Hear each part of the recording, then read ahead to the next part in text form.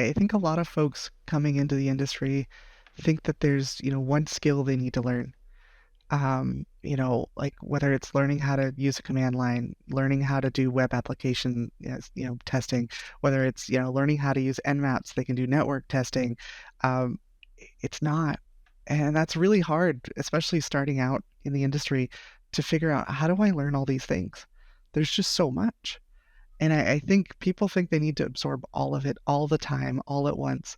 But really, what kind of makes the magic is having other people who know things too. Uh, when I worked on Red Team many, many years ago, I was the web application person. I did a lot of that pen test work, but we also had someone who did infrastructure and someone who did database and someone who understood OSINT.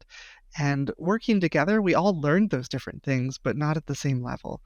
And that really helped me grow and helped, broaden my skill set.